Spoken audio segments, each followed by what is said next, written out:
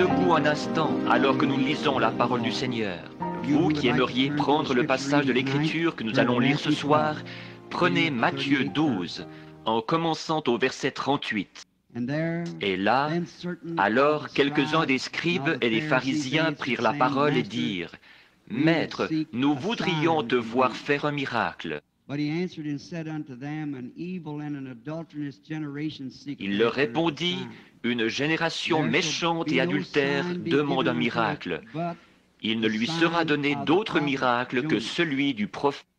Car de même que Jonas fut 3 jours et 3 nuits dans le ventre d'un grand poisson, de même le Fils de l'homme sera 3 jours et 3 nuits dans le sein de la terre. Les hommes de Ninive se lèveront au jour du jugement avec cette génération et la condamneront, parce qu'ils se repentirent à la prédication de Jonas.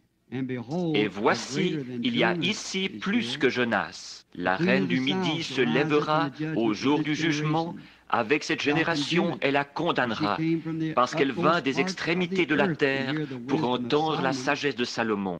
Et voici, il y a ici plus que Salomon. Levons la tête, alors que nos têtes et nos cœurs sont inclinés dans sa présence. Est-ce qu'il y a une demande ici ce soir à laquelle vous aimeriez qu'on pense en prière? Si oui, levez donc la main pour dire « Ô Dieu, écoute ma demande ». Maintenant, pendant que nous prions, priez en silence. Notre Père Céleste, nous considérons ceci comme un des privilèges les plus grandioses que nous ayons de ce côté-ci de la gloire, que de nous trouver dans l'assemblée des gens qui croient en toi, là où nous pouvons nous attendre à ce que ta présence soit là, parce que c'est conforme à ta promesse. Tu as dit, là où 2 ou 3 sont assemblés en mon nom, je suis là au milieu d'eux. Et s'ils peuvent s'accorder pour demander quoi que ce soit, ils le recevront. Seigneur, la chose la plus glorieuse pour laquelle nous puissions nous accorder ce soir, c'est que tu nous rencontres, pour que nous puissions contempler ta présence, la ressentir dans notre esprit et savoir que tu es ici. Et dans ta présence, nous sentons que nous pouvons déverser nos cœurs dans les supplications. Et alors que nous méditons sur toi, puissions-nous avoir le glorieux sentiment d'avoir la réponse à nos prières, comme nous le demandons maintenant au nom de Jésus-Christ. Amen. Vous pouvez vous asseoir.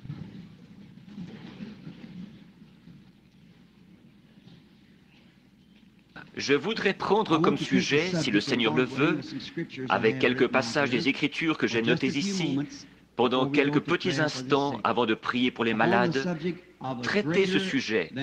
Il y a maintenant ici plus que Salomon. Nous voyons au début de notre lecture biblique de ce soir, d'où nous avons tiré notre sujet, que Jésus était en train de discuter avec les pharisiens. Il les réprimandait parce qu'ils ne l'avaient pas compris. Cet homme, les théologiens qui avaient reçu une formation, attendaient le moment où il allait paraître. Et puis, quand il est arrivé, ils l'ont mal compris et ils l'ont traité de démon. Ils ont dit que le ministère qu'il avait était du diable, parce qu'il pouvait discerner les pensées qui étaient dans leur cœur.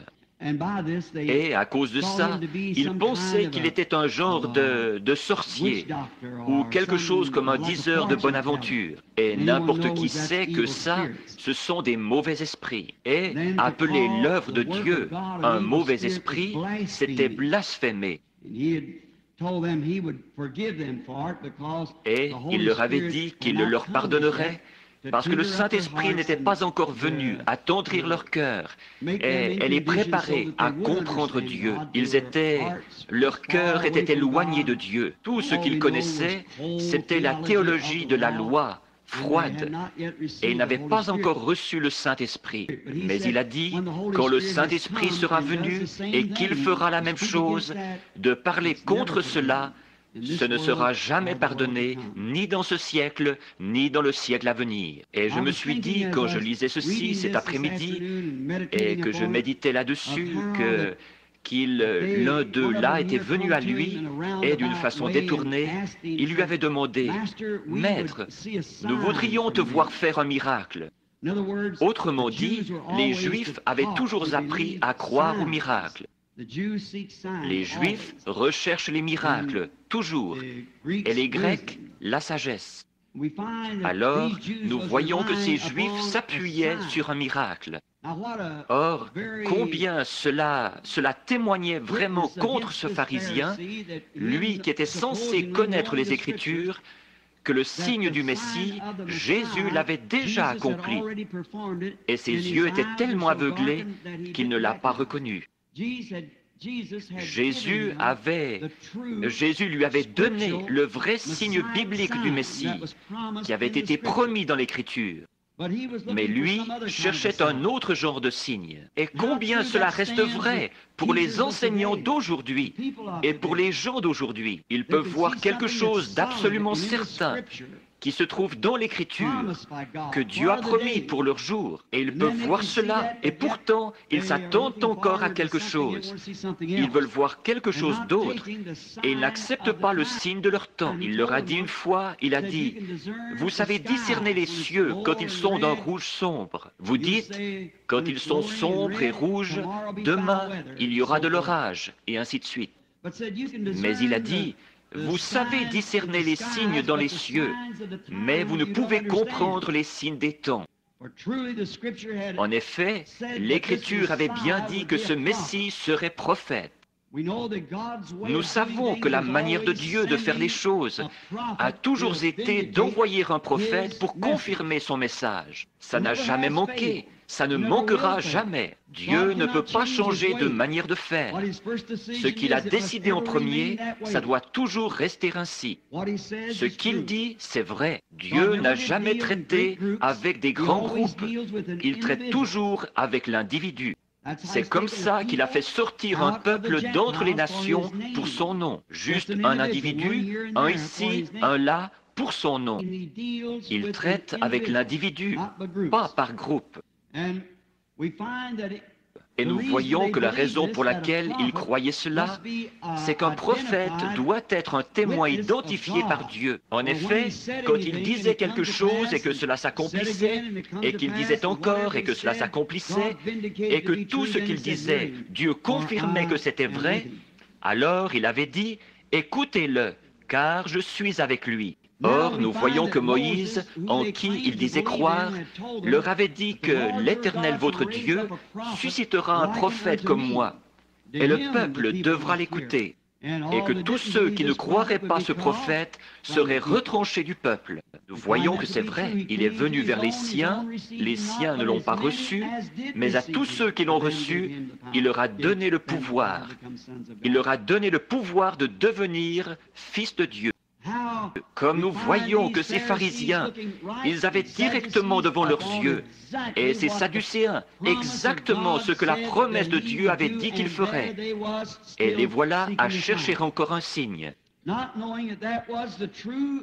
sans savoir que c'était là le vrai signe messianique qu'ils devaient accomplir. Philippe l'a compris quand il lui a dit où il était la veille. Il a compris que c'était le Messie. Il a dit, tu es le Christ et tu es le roi d'Israël. Donc, il a reconnu cela parce que ça lui avait été donné. Jésus a dit, « Nul ne peut venir à moi si mon Père ne l'attire.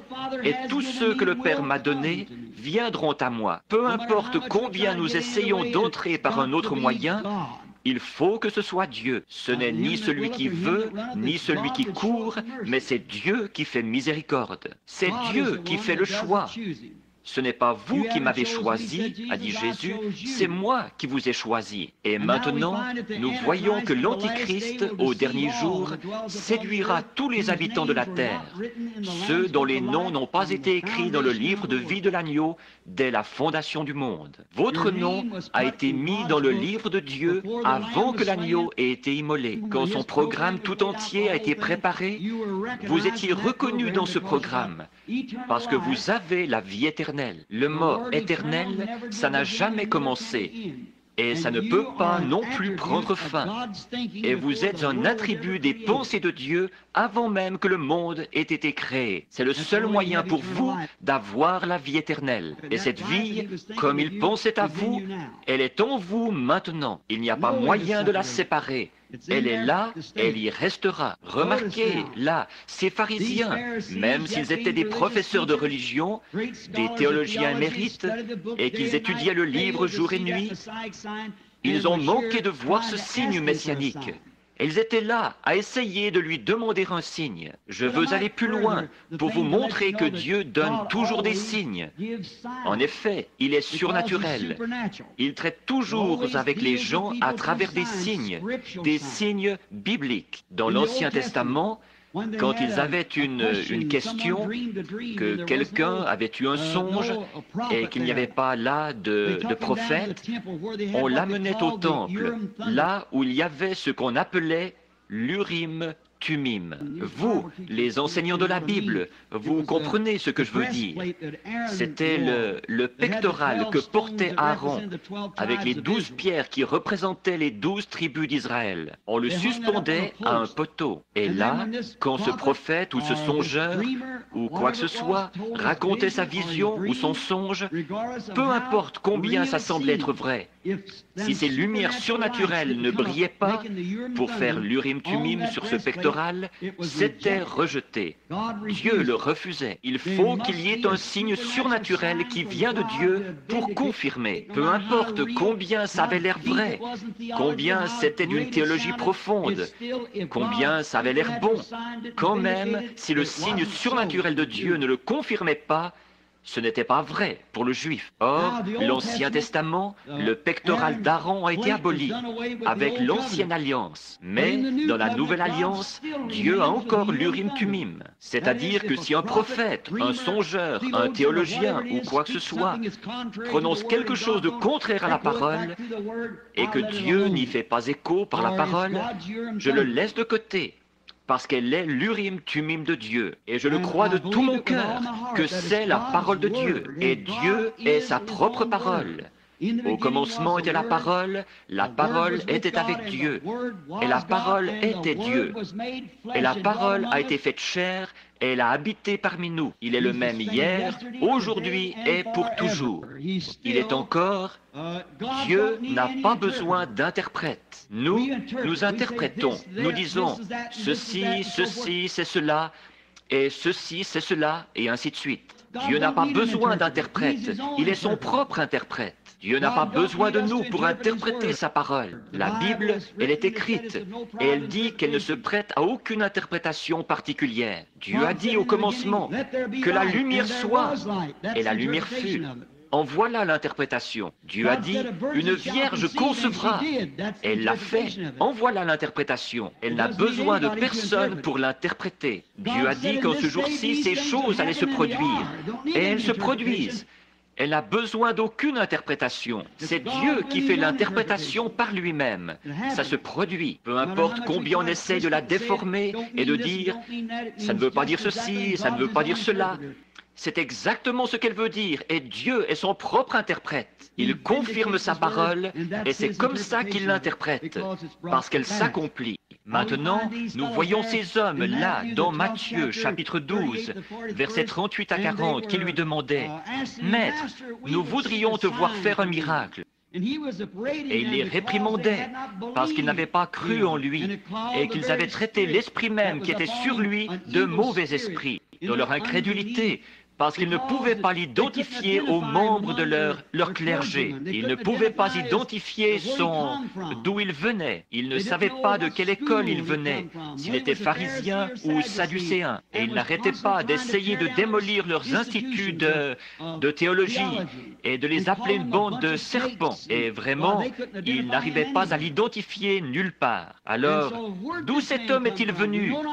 Nous ne savons pas d'où il vient. Et ils ne se rendaient pas compte que le signe même qui montrait qu'il était le Messie était là, comme cette petite femme au puits, là, dont nous avons parlé avant hier soir. Elle a reconnu cela, et ça a fait quelque chose pour elle. Et ceux qui ont reconnu cela Ceux-là, ils étaient la semence de Dieu qui devait être appelée en ce jour-là. Dieu, toujours et à toutes les époques, il a toujours donné des dons spirituels à son peuple. C'est comme ça qu'on l'identifie et qu'on le reconnaît, par des dons spirituels. Et quand Dieu envoie un don spirituel à son peuple et que ce don spirituel est rejeté, alors ce peuple sombre dans les ténèbres d'un chaos. Chaque fois, au cours des âges, quand Dieu envoie quelque chose au peuple, un don, et qu'il le refuse, ce peuple est rejeté par Dieu pour avoir rejeté la miséricorde de Dieu. Oh, quelle sécurité ce serait ce soir! Comme ce serait meilleur que tous les abris anti-aériens et que tous les endroits auxquels on pourrait penser, si cette nation, qu'on appelle une nation chrétienne, pouvait accepter le don de Dieu qui lui a été donné, le glorieux Saint-Esprit déversé en ces derniers jours. Et combien, si cette nation l'acceptait, il y aurait plus de sécurité que dans n'importe quel endroit où ils pourraient aller. Mais ils l'ont rejeté, alors il ne reste rien d'autre que le chaos et le jugement. Dans tous les âges, il a donné ses glorieux dons spirituels. Et remarquez toujours la venue d'un don spirituel, d'un véritable don. Un soir, je voudrais parler de la voie du don, mais si le Seigneur le veut.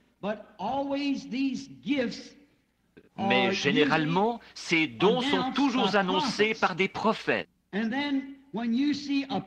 Et quand vous voyez un prophète entrer en scène, ça montre que le jugement est proche. Or, c'est un signe. Quand vous voyez entrer en scène un prophète de Dieu identifié, à l'époque de Jérémie, à l'époque de Daniel, à l'époque de Jean-Baptiste, à l'époque du Seigneur Jésus et tout le long, quand un prophète entre en scène, c'est le moment où Dieu va prononcer sa parole. Les nations la rejettent et alors le chaos s'installe. C'est ce qui est arrivé au changement des âges de l'Église. Chaque fois quand le message a été rejeté, et Dieu donne ses dons et ses messages aux gens et les rejette, alors il ne reste plus rien d'autre que le jugement. Dieu est juste. Il n'envoie pas de jugement avant d'avoir offert la miséricorde. Et la miséricorde est prédite, de même que la manière dont elle doit venir. Mais d'habitude, les gens sont tellement confus et dans leurs pensées, il y a tant d'échafaudages d'idées humaines qu'ils ne le reconnaissent pas. Et c'est toujours comme ça que ça se passe. Maintenant, nous voyons qu'il leur a dit qu'une génération méchante et adultère demande des miracles. Combien de fois l'incroyant a-t-il profité de cela, des signes bibliques, et il ne le croit pas? Dieu parle toujours par des signes.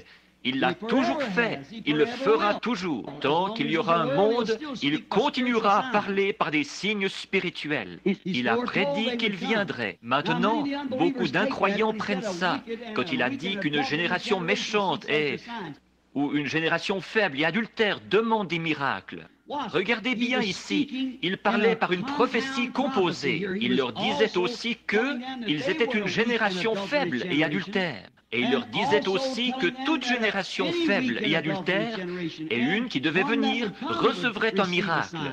Remarquez, il a dit, une génération faible et adultère demande un miracle. Il ne lui sera donné d'autre miracle que celui de Jonas. Car de même que Jonas fut dans le ventre d'un grand poisson pendant 3 jours et 3 nuits, de même le Fils de l'homme doit être dans le sein de la terre pendant 3 jours et 3 nuits.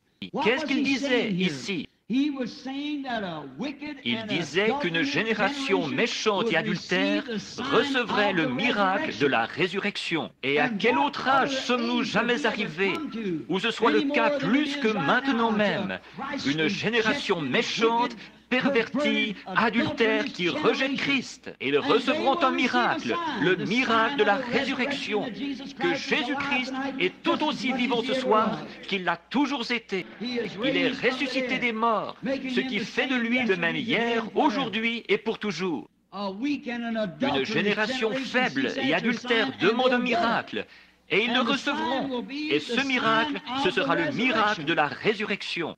Or, bien sûr, il leur annonçait là qu'il allait ressusciter des morts. Bien des fois, les Écritures ont leur sens commun, ou plutôt composé. Comme dans Matthieu 3, il est dit « Afin que s'accomplisse ce que le Seigneur avait annoncé par le prophète.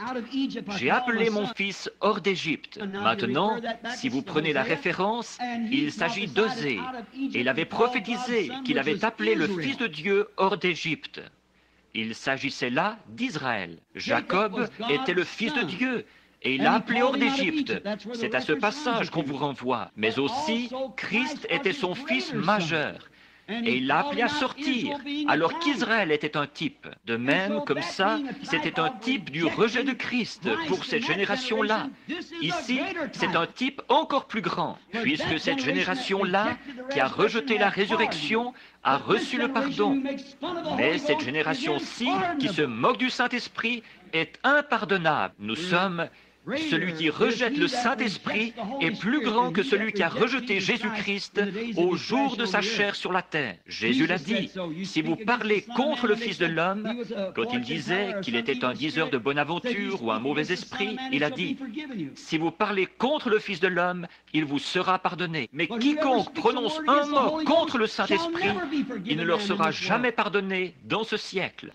C'est-à-dire d'appeler l'œuvre du Saint-Esprit une chose mauvaise, impure, quand il voit s'accomplir l'œuvre de Dieu. Oui, Jonas a été un témoin de la résurrection, car il a été dans le ventre du grand poisson pendant 3 jours et 3 nuits. Beaucoup de gens essaient de condamner Jonas et de dire que, oh lui, tout le monde, il était un Jonas. Jonas était prophète. Il marchait exactement dans la volonté de Dieu. Quand il a pris ce mauvais bateau pour s'en aller là-bas, il fallait que ça arrive. Il fallait qu'il en soit ainsi pour montrer la résurrection de Jésus-Christ. Il devait jouer ce rôle-là, tout comme Agar qui a été chassée pour que la femme libre n'hérite pas avec la servante. Ces choses devaient arriver. Elles étaient des ombres et des types des choses à venir. Maintenant, nous voyons qu'il en arrive ensuite. Après avoir parlé de Jonas, alors il en arrive à l'époque de Salomon. Or, nous savons tous que l'époque de Salomon, c'était le millénium presque de l'Ancien Testament. C'était l'époque la plus glorieuse de toutes celles qu'Israël avait eues. C'était sous le règne de Salomon. Pas de guerre à mentionner. Et ça allait très bien pour eux. Dieu a donné à Salomon, qui était fils de David, il lui a donné un don de discernement. Et alors, il pouvait discerner les pensées dans le cœur des gens. Maintenant, combien cet Hébreu qui se tenait là aurait dû reconnaître ça? Salomon avait un don de discernement. Il pouvait discerner les pensées de leur cœur. Et ils étaient tous rassemblés autour de Salomon. Et voilà que se tenait là plus que Salomon. Et Salomon était le fils de David. Mais il était le fils mineur de David, selon la chair. Et Jésus était le fils de David par la semence de la promesse, la semence royale. Aussi, il s'en tenait un là qui était plus grand que Salomon, qui faisait la même chose que Salomon avait fait. Seulement, il était plus grand que Salomon. Et ils ont appelé cela...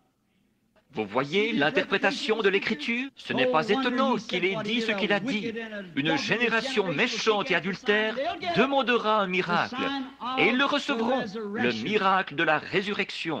Et dans l'âge de Salomon, un grand réveil avait lieu. Je vais l'apporter un peu comme une image, pour que les jeunes puissent le comprendre.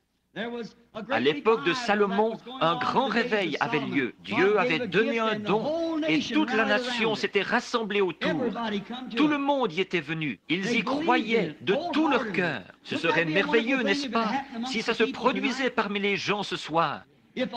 Si toute l'Amérique, tous ceux qui se disent chrétiens, se rassemblaient autour du don de Dieu en ces derniers jours, l'effusion du Saint-Esprit sur les gens. C'est le don de Dieu en ce dernier jour. C'est le Saint-Esprit. Christ, sous forme d'esprit, il est ici avec nous maintenant. Ne serait-ce pas merveilleux si toutes les églises qui professent le christianisme se rassemblaient autour de ce glorieux don que Dieu nous a donné? Mais pourquoi? Il place ça dans toutes sortes d'ismes, de credos et de dogmes, et on ne sait plus où on en est. C'est exactement comme ça qu'ils ont toujours fait. Dieu a promis que ce serait redressé, du moins pour la semence, au temps de la fin. Maintenant, remarquez, là, nous voyons qu'ils se sont tous rassemblés autour de ce glorieux don et qu'Israël a prospéré comme jamais auparavant. Toutes les nations craignaient Israël. Ils avaient peur d'aller là-bas parce qu'ils savaient que Dieu était avec eux. Et je vous dis, vous parlez d'arrêter le communisme et tout. Que l'Amérique revienne simplement à Dieu, qu'elle revienne à son don, qu'elle revienne au Saint-Esprit.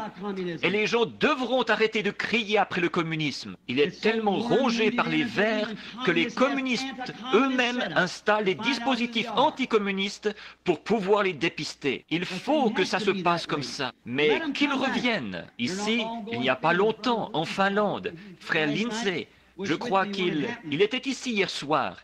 Il était avec moi quand c'est arrivé. Un petit garçon que j'avais vu dans une vision ici a été ressuscité des morts là-bas. Beaucoup d'entre vous, je pense que ça doit être encore écrit dans vos Bibles, comme j'ai traversé le pays en disant à quoi il allait ressembler, où il serait, et ainsi de suite. Et il est ressuscité des morts, conformément à la parole du Seigneur. Il avait été tué dans un accident de voiture.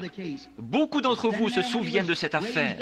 J'étais là quand il a été ressuscité des morts. Ce soir-là, nous étions en route vers le Messuali. Frère Lindsay et moi, et frère Moore, et plusieurs hommes, ont essayé de se rendre au Messuali, là où ils en laissaient entrer tant de milliers pour que je leur parle. Ensuite, ils les faisaient sortir pour que je parle à d'autres. En route, pour s'y rendre, 4 ou 5 pâtés de maison avaient été complètement bloqués.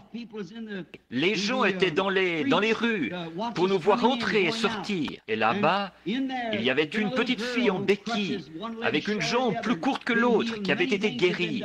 Et beaucoup de choses avaient été accomplies. Et puis, ce petit garçon qui était ressuscité s'est passé aux informations. Il n'y a pas de rock'n'roll et tout en Finlande, où il n'y en avait pas à l'époque. Il n'y avait que des informations et des choses utiles qui passaient à la radio. Et c'était allé jusqu'en Russie. Si vous vivez en Russie et que vous êtes à 40 000 de chez vous, de votre lieu de naissance, il vous faut un visa pour montrer ce que vous venez faire. Et le rideau de fer était tout...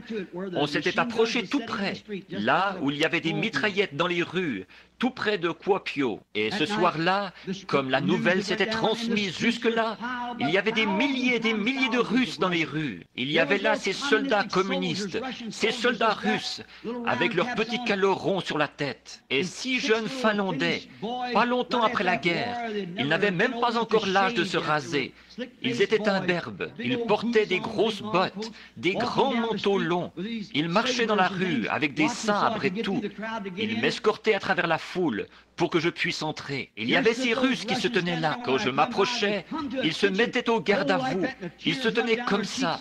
Et les larmes leur coulaient sur les joues. Et quand je suis passé devant eux, ils ont empoigné ces soldats finlandais pour leur donner l'accolade et pour les embrasser. Quelque chose qui pourrait faire qu'un Russe donne l'accolade à un Finlandais, ça désamorcerait les guerres. Ils disaient, ça nous l'accepterons, un Dieu qui peut ressusciter les morts. Voilà le problème ce soir, mon ami. Exactement, ce qui les a rendus communistes, c'est que le clergé a abandonné la parole de Dieu. Ils ont pris tout l'argent. Ils n'ont rien à donner en échange. Rien de plus qu'un club ou quoi que ce soit d'autre. Voilà ce qui ne va pas dans le monde. Alors nous voyons qu'au jour de Salomon, ils se sont tous rassemblés autour de ce glorieux don que Salomon avait reçu du Seigneur. Et les gens venaient et repartaient. Toutes les nations craignaient Israël. Au lieu d'essayer de leur faire la guerre, ils apportaient des offrandes de paix. Ce n'était pas tant de leurs hommes qu'ils avaient peur. C'était du Dieu avec lequel ils étaient tous unis qu'ils avaient peur. Oh, comme ce serait grandiose pour cette nation ce soir. Si tous nous avions la crainte de Dieu, si tous nous respections Dieu et que nous recevions son don du Saint-Esprit et que nous nous rassemblions autour, que chaque église rompe ses credos et qu'elle les jette au dehors et qu'on se prosterne à l'autel et qu'on y reste jusqu'à ce que le Saint-Esprit vienne identifier sa parole au dernier jour. Certains d'entre eux essayent de dire, mais il n'y a que les Juifs qui doivent le recevoir.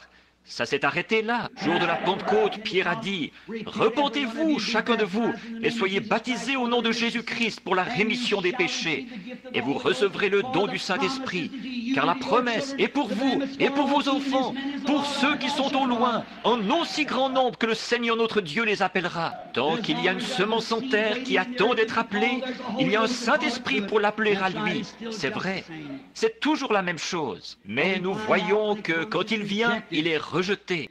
Voilà pourquoi la nation se retrouve condamnée. Voilà pourquoi les choses vont comme elles vont ce soir. Et nous voyons qu'à l'époque de Salomon, ce n'était pas comme ça. Ils se sont tous rassemblés autour du don de discernement qu'avait Salomon. Et toutes les nations craignaient Dieu. Et partout, on répandait la nouvelle. Oh, il faut que vous veniez en Israël. Leur Dieu a suscité parmi eux un don. Et ils l'ont fait roi. Et sa sagesse, son discernement dépasse l'entendement humain. Ça dépasse. C'est là-bas, dans le domaine des dieux, diraient les païens. Et nous ne comprenons pas comment ça se passe.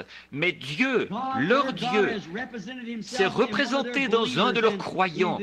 Et ils l'ont élevé sur un trône et tous l'écoutent. Vous savez, à l'époque, les nouvelles ne se répandaient pas par la télévision, le téléphone et tout ça, mais de bouche à oreille. Finalement, la nouvelle est parvenue jusqu'au-delà du désert du Sahara, tout là-bas, dans un petit pays qui s'appelait Séba. C'était une contrée païenne. Il y avait là-bas une petite reine, qui était sans doute une brave petite dame. Elle a reçu la nouvelle que Dieu donnait un glorieux réveil là-bas, au pays d'Israël, et que des choses glorieuses se produisaient, et que là-bas, il y avait un homme oint de l'esprit de leur Dieu, au point que sa sagesse dépassait même tout ce que l'homme pourrait imaginer. Vous savez, la foi vient de ce qu'on entend, la parole de Dieu. Ça a touché son cœur.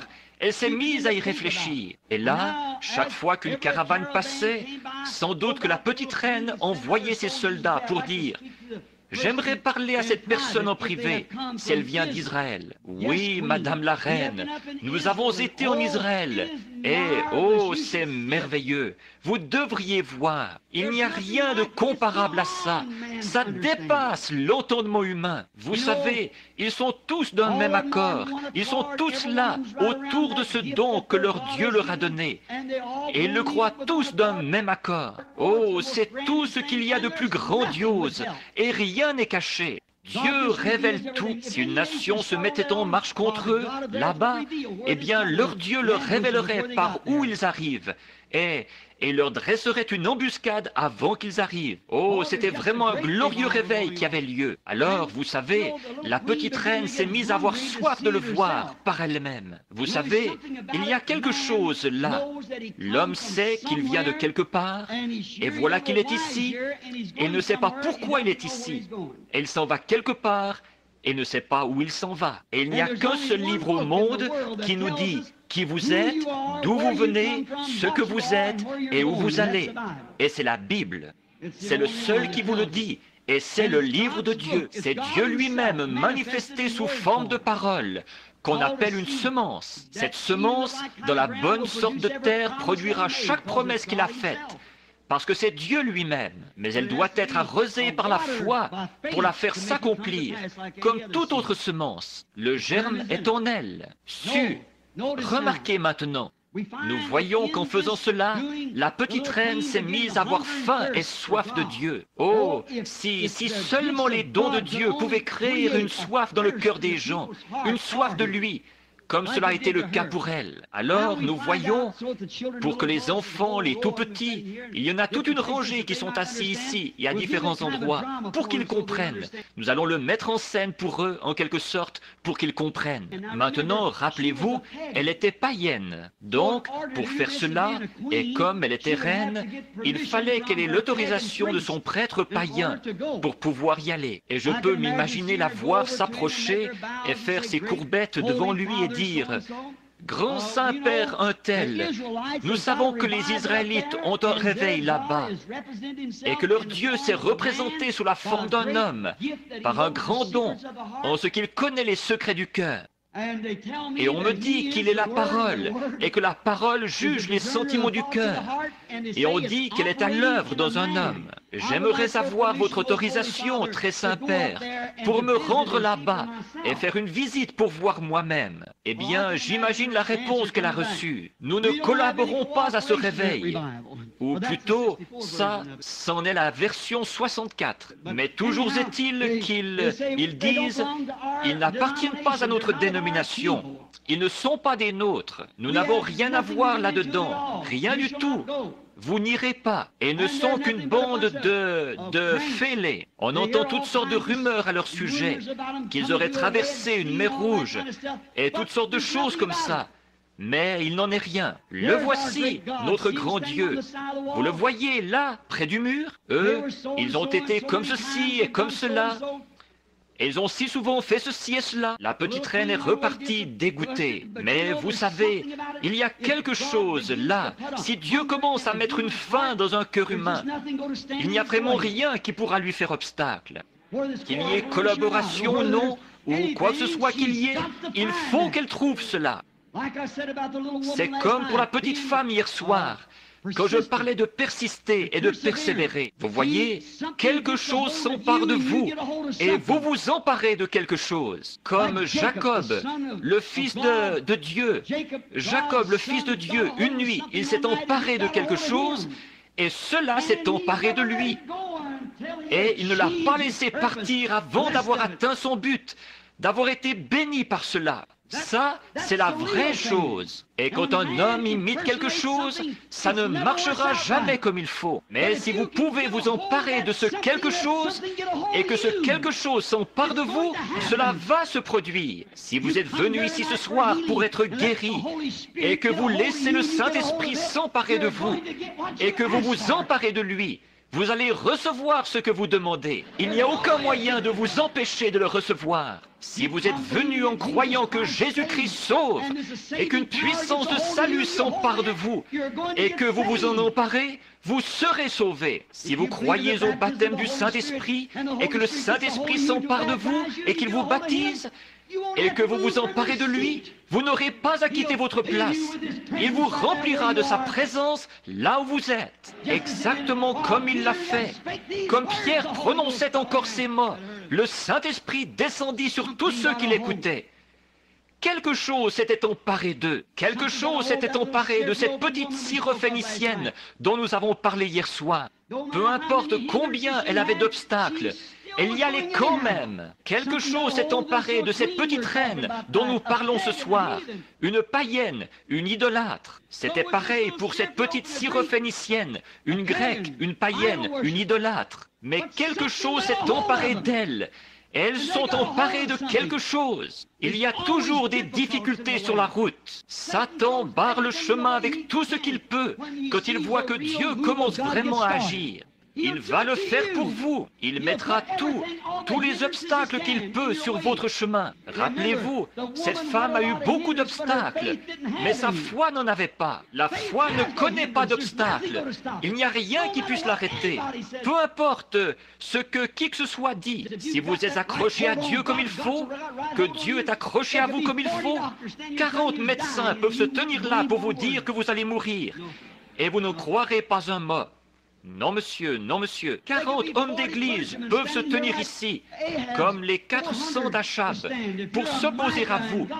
Si vous êtes un Michée et que vous êtes accroché à Dieu, que Dieu est accroché à vous, et que vous le voyez confirmé dans la parole, rien ne va vous arrêter.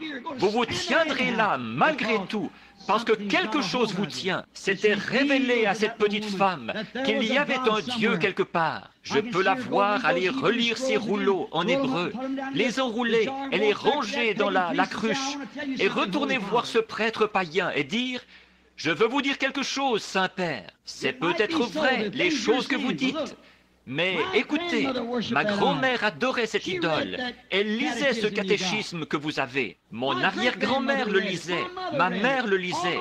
Toute ma famille le lisait. Il y est toujours question de quelque chose qui est déjà arrivé. Je ne l'ai encore jamais vu agir. Me dit que là-bas, ils ont quelque chose de réel qui agit en ce moment même. Pas quelque chose d'historique, mais quelque chose qui se produit maintenant. Il dirait, mais écoutez là, mon enfant, si vous y allez, je vous excommunierai. Et en tant que reine, vous ne devez pas vous associer avec de telles personnes. Ce même vieux démon est encore en vie. Il n'y a pas de meilleure compagnie au monde à adopter qu'une église née de nouveau, remplie du Saint-Esprit, peu m'importe où elle se trouve, qu'elle soit dans une ruelle ou n'importe où, c'est la meilleure compagnie. C'est un groupe céleste. Remarquez, des croyants qui croient en Dieu. Son cœur tambourinait d'impatience. Elle voulait voir. Elle en avait entendu parler.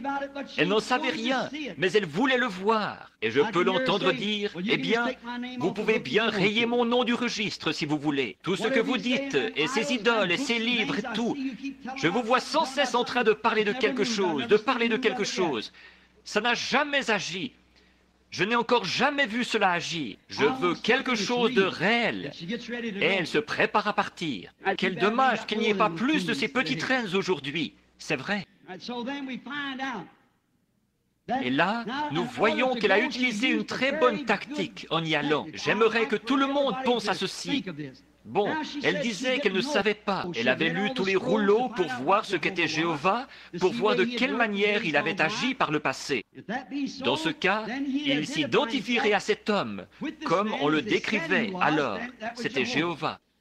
Et si c'était Jéhovah et qu'il était le vrai Dieu, le Dieu des vivants, pas une statue ou le monument d'une créature qui avait vécu ou qui n'avait pas vécu, c'était là un Dieu vivant, présent en ce moment même.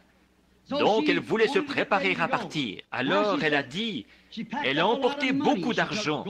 Elle a pris de l'or et de la myrrhe, et de l'encens, je suppose, et de l'argent. Et elle en avait chargé des chameaux. Là, elle se disait, j'y vais, je vais examiner ça de moi-même. Et puis, si c'est vrai, je le soutiendrai. Si ce n'est pas vrai, je n'aurai rien à faire avec. Vous savez, elle pourrait enseigner quelque chose aux pentecôtistes. Nombre d'entre eux soutiennent un programme où l'on rit et où l'on se moque de vous. Et vous soutenez un programme en ondes où l'on se moque des choses que vous croyez.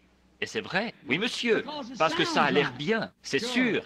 Telle voie paraît droite à un homme, a dit Jésus. Mais remarquez elle a dit, si ce n'est pas vrai, je pourrais rapporter mes présents. Mais elle allait voir par elle-même pour en être convaincue. Elle avait lu les rouleaux, elle savait ce qu'était Jéhovah. Et elle allait voir. S'il était, il est. Alors il est encore Jéhovah. C'est valable aujourd'hui. Jésus-Christ est ce qu'il était.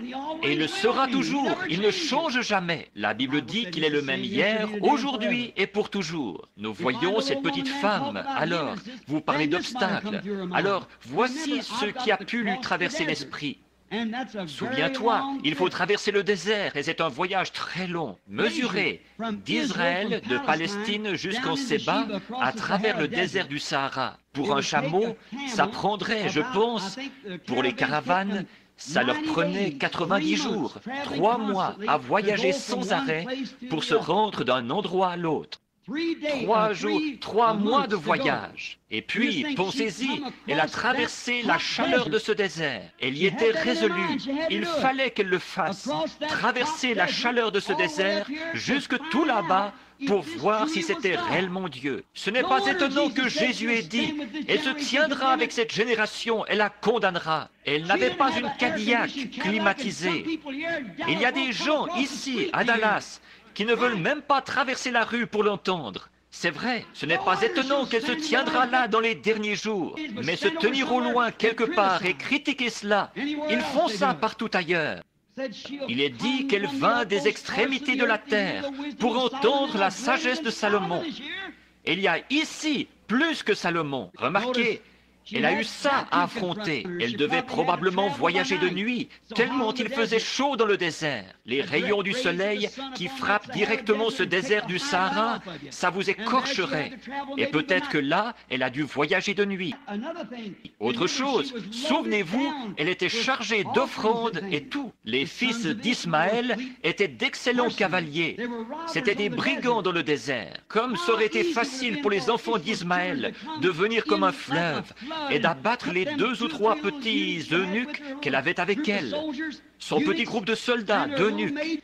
et ses petites servantes, les abattre et les laisser étendus là et repartir avec des pierres précieuses qui valaient des dizaines de milliers de dollars, en plus de la myrrhe et de l'encens précieux et des choses qu'elle apportait comme présent. Mais il y a quelque chose là, si votre cœur est déterminé à voir Dieu et que quelque chose vous tient, vous ne connaissez pas le danger, vous ne connaissez pas la défaite. Il y a quelque chose. Vous allez y arriver malgré tout, peu importe la difficulté. Bien sûr, ça avait l'air d'une véritable aubaine pour les brigands. N'importe lesquels d'entre eux auraient pu venir. Mais elle ne s'est pas préoccupée du danger. Elle ne s'est pas préoccupée de savoir si elle pourrait se lever et marcher, comme quelqu'un qui a peur de se lever d'un lit ou d'une civière, ou quelque chose comme ça. Je ne sais pas, vous voyez, j'ai peur de le faire. Elle n'avait pas ce genre de crainte-là. Quelque chose la tenait. Et si quelque chose peut s'emparer de nous de la même manière, quelque chose va se passer. Seulement, vous ne pouvez pas le faire tant que cela ne s'est pas emparé de vous. Vous faites mieux de ne pas essayer.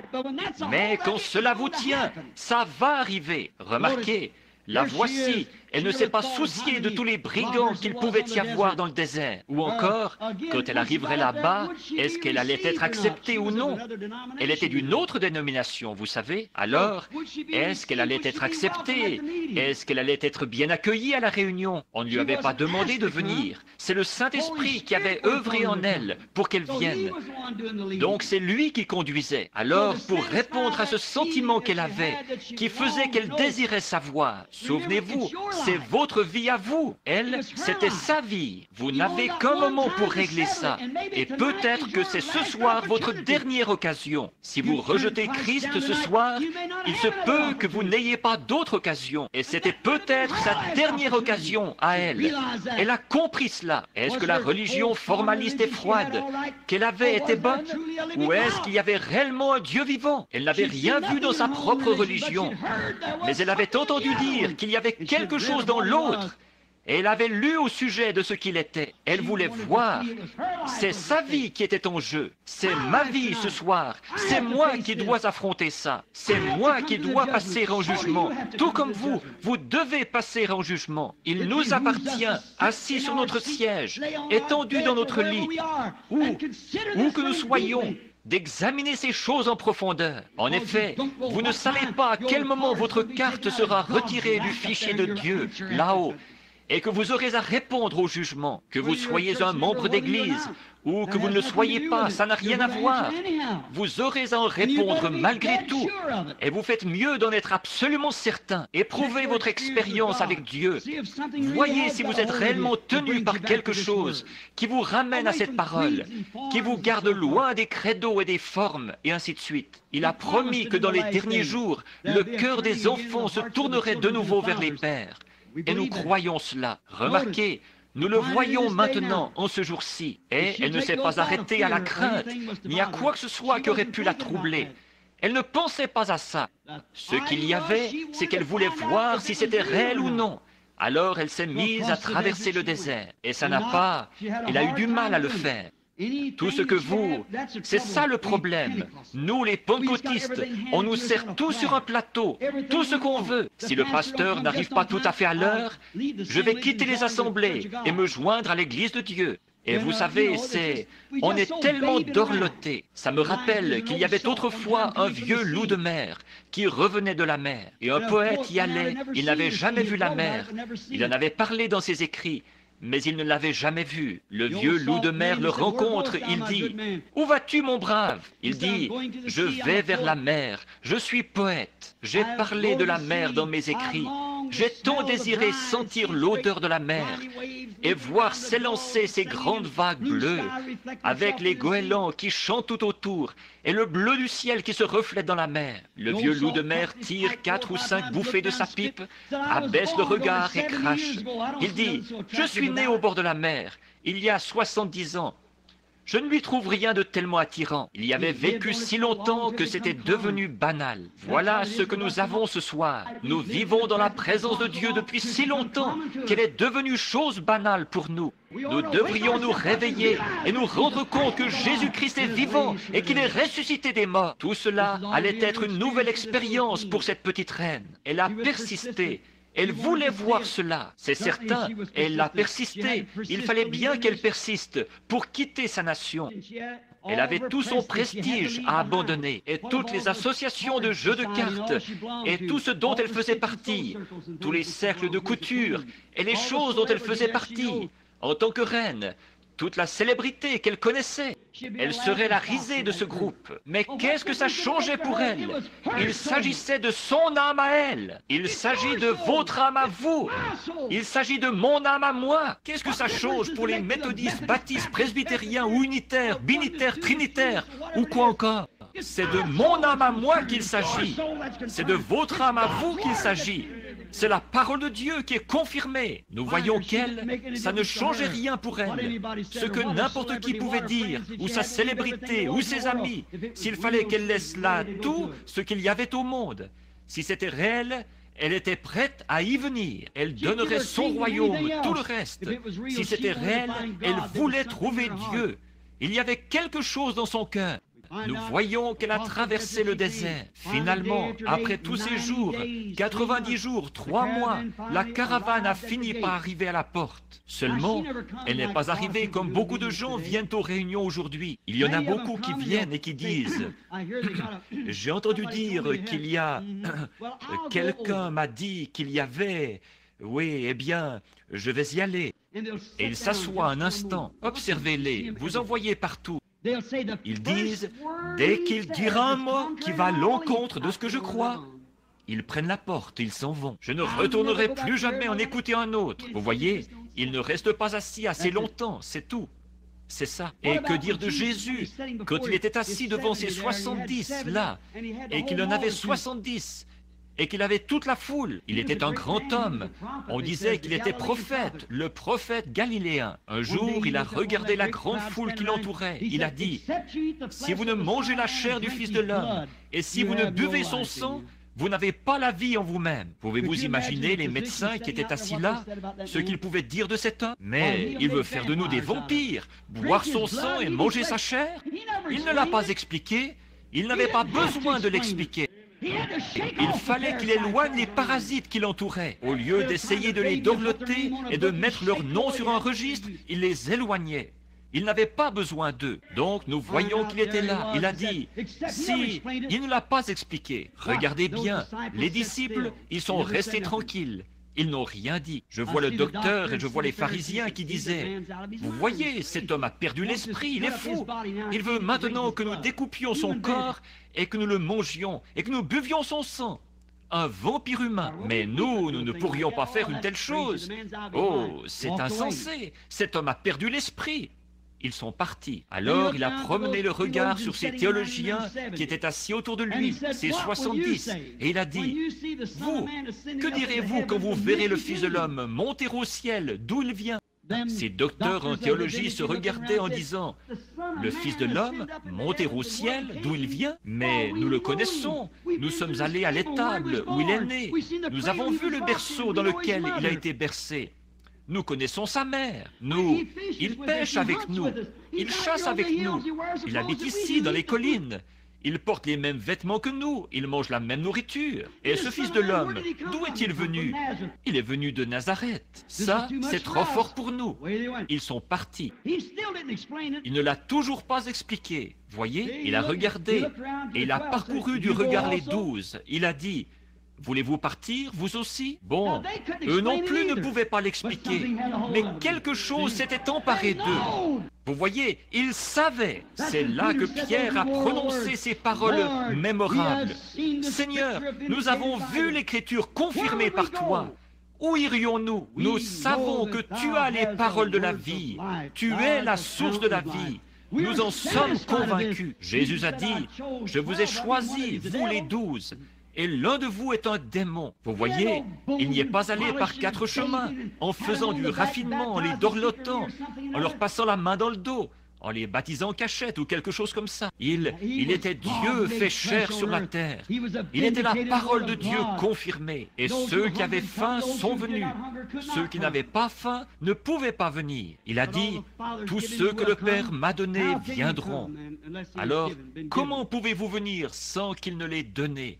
que ça n'ait été donné. Maintenant, remarquez, nous voyons cette petite reine. Elle a fini par arriver. Elle n'a pas attendu comme ces gens-là. Certains d'entre eux la suivaient. Il y a trois catégories de gens, toujours. Les croyants, les soi-disant croyants et les incroyants. L'incroyant va se lever et partir. Le soi-disant croyant va rester là longtemps. Là, ils y étaient tous les trois. L'incroyant, la foule, le soi-disant croyant, le groupe de ceux qui se sont détournés en dernier. Mais il y avait le véritable croyant qui ne pouvait pas l'expliquer. Il n'en savait rien, mais il savait qu'il était la parole. Ça réglait la question. Là, nous retrouvons la petite reine. Elle avait apporté beaucoup de nourriture, beaucoup de miches de pain et beaucoup de choses. Elle avait apporté ses tentes et tout. Elle a déchargé ses affaires de sur les chameaux et tout, là dans la cour, le parvis du temple.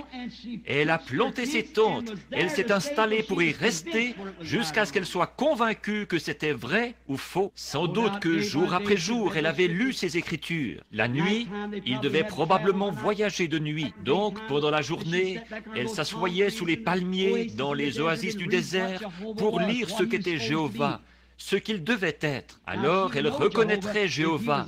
S'il était dans cet homme, elle reconnaîtrait son action.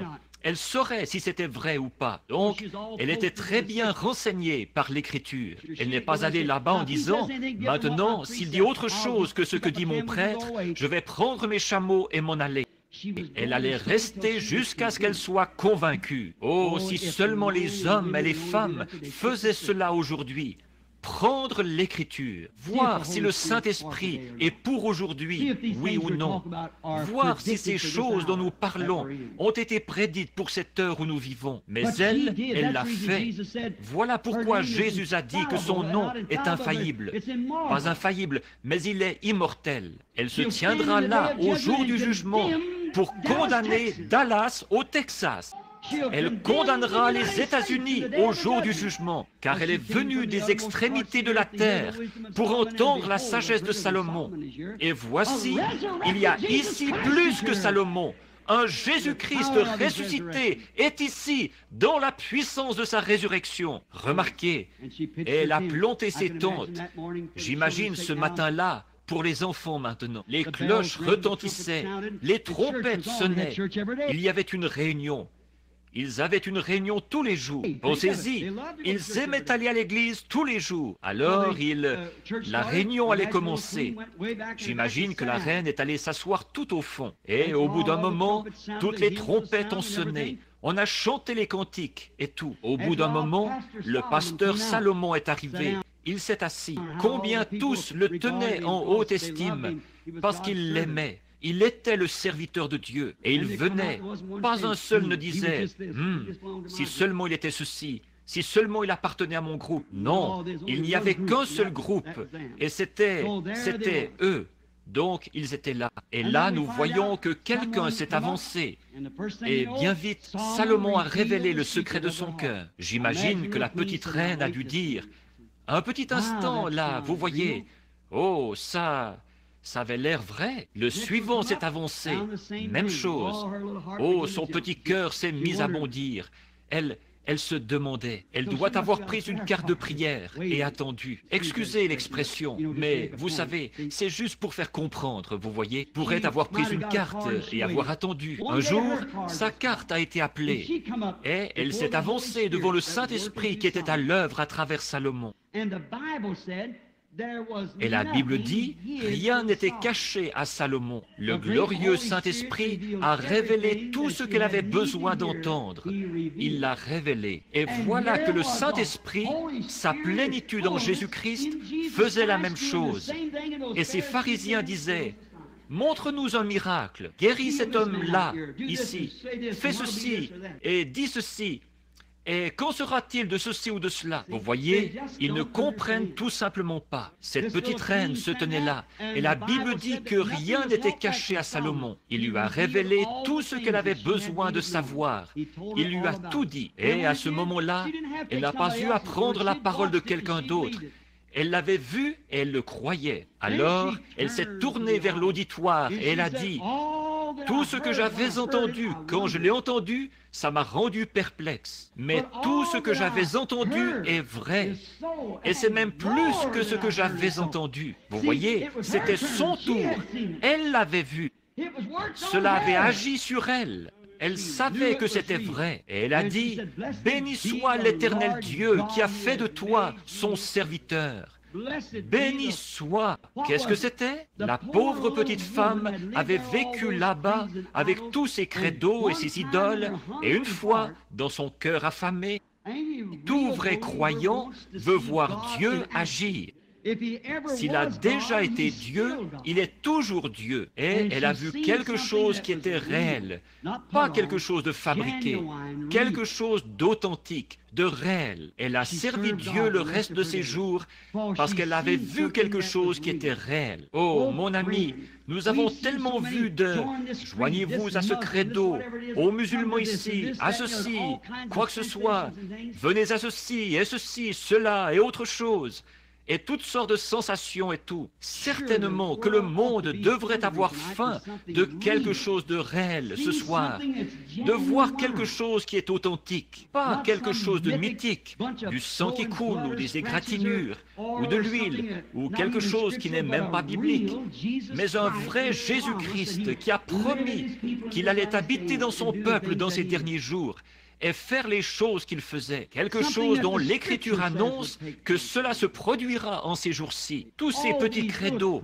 eh bien, si vous connaissez notre credo, vous savez, vous voyez, vous regardez à ce que M. Luther a dit, un grand homme à son époque, c'est sûr. C'est comme certaines de ces femmes, ici de 75 ans, qui essayent d'en avoir 16, qui regardent au passé et qui essayent de s'habiller comme si elles avaient 16 ans, de se couper les cheveux, et de porter des shorts et de faire. Si quelqu'un conduit en regardant dans un rétroviseur, il aura un accident. Et c'est là le problème de l'Église aujourd'hui. Elle regarde dans un rétroviseur à ce qu'elle était. Pas étonnant qu'elle soit toute accidentée. N'allez jamais. Paul a dit, je cours vers le but de la vocation céleste. J'avance. Je vais de l'avant. Je sais que M. Moody était un grand homme. M. Wesley était un grand homme. Le mouvement de Pentecôte, le mouvement baptiste, ils étaient glorieux. Mais courons vers le but de la vocation céleste en Christ. Ne regardez pas dans un rétroviseur, il y a 40 ans. Regardez ce qu'il y a ce soir. Regardez ce que l'Écriture promet ce soir. Il leur a fait des promesses en ce jour-là. Mais nous vivons plus haut que ça maintenant. Nous avançons. Et si Wesley avait regardé en arrière pour regarder à Luther, vous voyez? Mais il n'a pas regardé à ce que Luther avait dit. Il a regardé à ce que Dieu avait dit. Et si les pentecôtistes avaient regardé en arrière aux méthodistes, vous voyez où vous en seriez? Voilà, c'est pareil. Vous avez tout organisé et mis dans un carcan. Vous ne pouvez plus bouger de là. Alors, l'Esprit de Dieu s'en va. Il l'emmène ailleurs. Chaque fois qu'ils le font, un système fait de main d'homme où tout est fabriqué comme ça, c'est de nouveau comme l'opposition de Corée, comme Dathan et les autres qui voulaient prendre tout un groupe d'hommes et faire une organisation là-bas. Dieu a dit, sépare-toi d'eux, Moïse, et je les engloutirai dans la terre. Et c'était un type du voyage aujourd'hui. Et vous le savez, en route vers le pays promis. Et ils étaient là, ils ne pouvaient pas croire ce message loin de Dieu qui continuait d'avancer. Et ils voulaient commencer quelque chose eux-mêmes. C'est toujours comme ça. La pire gaffe qu'Israël ait jamais commise, c'est quand ils ont rejeté la grâce dans Exode 19 pour prendre la loi. Et Dathan a commis la pire erreur de sa vie quand il a dit « Il y a d'autres chefs que toi ici, Moïse. » Et il avait été confirmé comme la parole de Dieu manifestée. Il avait pris de la poussière et l'avait transformée en mouche. Et tout ce qu'il avait dit s'était accompli. Et Dieu était avec lui. Une colonne de feu avait confirmé comme elle se tenait là au-dessus de lui. Et il voulait quand même commencer autre chose. Ça, c'est de l'artificiel. C'est comme ça aujourd'hui. Voilà où l'Église est parvenue. C'est vrai. Église du Dieu vivant. Ne voulez-vous pas voir quelque chose de réel? Quelque chose de réel. Une petite histoire avant de prier pour les malades. J'aime chasser. Ma mère, vous savez, sa mère touchait la pension. Elle était indienne Cherokee. Et ma conversion ne m'a jamais enlevé l'amour des bois. J'aime ça. C'est là qu'on voit Dieu. C'est là que j'ai vu Dieu en premier. C'était dans les bois. C'est là qu'il nous rencontre. C'est là qu'il parle. C'est là qu'il y a eu la rencontre de ces 7 anges. Avez-vous, dans Messieurs, quelle heure est-il? Frère Borders et moi, nous étions assis là-bas l'autre jour, quand il est descendu, ce tourbillon qui venait des cieux, qui a même fracassé le rocher, juste au-dessus de l'endroit où je me tenais, là, ce qu'il a dit, vous voyez, et là, oh, il y avait plusieurs hommes. Frère Sothman, qui est ici quelque part, l'un des... Terry, je crois, qui est ici, il était présent cette fois-là. Et les choses que vous avez vues là-bas, dans ces régions sauvages, j'aime chasser. C'est seulement pour pouvoir aller là-bas que je le fais. Pas pour tuer le gibier, mais juste pour pouvoir être dans les bois. Je chassais souvent avec un gars là-bas dans l'État de New York, ou plutôt dans le New Hampshire. Il était un bon chasseur. Il s'appelait Burt. C'était un Anglais. Et ses parents avaient établi ou défriché l'endroit qu'on appelle Jefferson Notch, en traversant là-bas jusqu'à Carroll Notch. Ils avaient séparé ça dans l'ancien temps. Il avait un petit peu d'Indien aussi, mais c'était un des meilleurs tireurs que j'ai jamais vus. Et un des meilleurs chasseurs. On n'avait jamais à s'inquiéter de devoir partir à sa recherche. Il savait où il était. J'aimais chasser le cerf de Virginie là-bas. Et j'y allais chaque automne pour chasser. Il était tellement bon chasseur. Mais c'était l'homme le plus cruel que j'ai rencontré de ma vie. Il avait des yeux de lézard. Et comme ça, vous savez, comme la façon dont les femmes essayent de se maquiller aujourd'hui, pour avoir les yeux un peu comme un lézard. Eh bien lui, il avait vraiment des yeux comme ça. Et moi, je trouve que ça n'a pas l'air humain. Alors, je n'ai jamais trop aimé le regarder. Il avait l'air tellement fuyant comme ça, vous savez, il regardait de côté. Et il aimait être méchant. Et il tirait des faons, des petits bébés cerfs, là, juste pour me faire de la peine. Et il disait, « Oh, prédicateur, tu es comme les autres, tu es une poule mouillée. Tu serais un bon chasseur si tu n'étais pas prédicateur. » J'ai dit, « Je chasse des âmes, Burt. » Et j'ai dit, tu en as une qui est perdue. Et lui, reprends donc tes sens. Il disait, Billy, tu es bien gentil, mais il disait, ne viens pas me parler de ce genre de choses-là. Alors il tirait ses petits faons et ça me faisait tant de peine. Maintenant, il n'y a rien de mal à tuer un faon si la loi le permet, là, d'après la taille ou le sexe, d'après les conditions de la loi.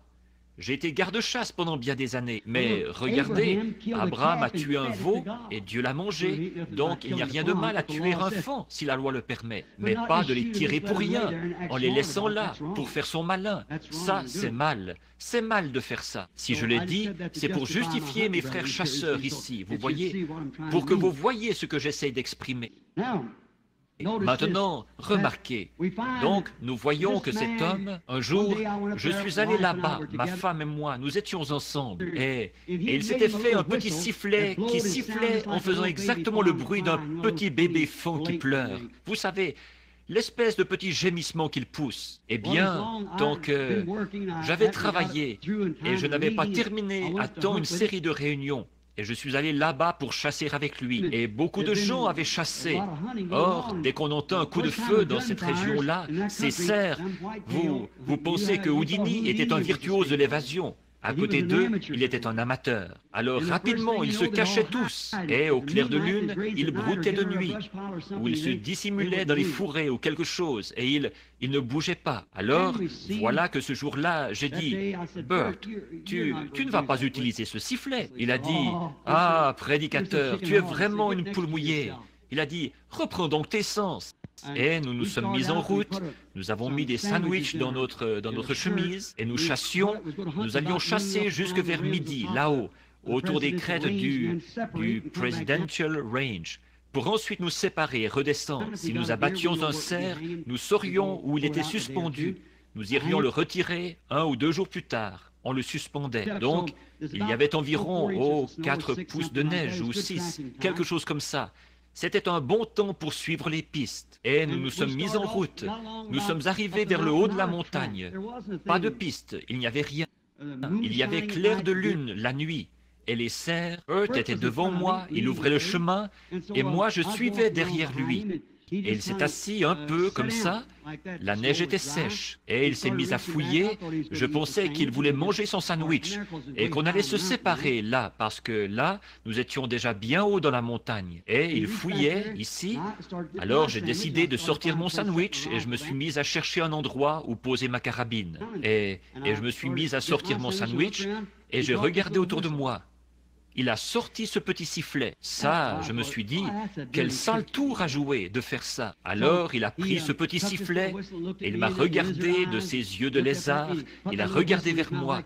Il a mis ce petit sifflet dans sa bouche, comme ça. Et j'ai dit, Bert, tu ne ferais quand même pas une chose pareille. Il a dit, oh, et il a sifflé comme ça. Et à ma surprise, à une cinquantaine de mètres de moi, droit devant, une grande biche s'est levée. Or, la biche, c'est la maman cerf. Et elle était là, avec ses grands yeux bruns et ses oreilles en l'air. Vous voyez, elle avait entendu. C'est qu'elle était une mère, vous voyez, et son bébé pleurait. C'est pourquoi, peu importe que les autres sortent ou pas, il y avait quelque chose en elle. Elle était une mère. Alors Bert a regardé comme ça et il a sifflé de nouveau, tout doucement. Et cette biche s'est avancée en plein dans la clairière. Or ça, c'est inhabituel, très inhabituel, pour eux de s'avancer comme ça. Et elle regardait autour d'elle en levant sa grande tête. Elle promenait le regard partout. Au bout d'un moment, quand le chasseur a tendu la main pour prendre sa carabine, elle a aperçu le chasseur. D'habitude, ce qu'ils font, c'est qu'ils partent comme un éclair. Vous savez ce que c'est, à toute vitesse. Mais vous savez, elle n'a pas bougé du tout. Elle est restée là, simplement, à le regarder de côté. Elle avait la tête tournée, elle regardait. Oh là là, je pensais, Bert, tu ne peux quand même pas faire ça. Vous voyez, elle ne jouait pas à la comédie. Ce n'était pas de l'hypocrisie. Ce n'était pas du théâtre. Chez elle, c'était inné. Elle était une mère. Et ce bébé, peu importe si ça lui coûtait la vie, il était en danger. Elle essayait de trouver ce bébé. Il était en danger.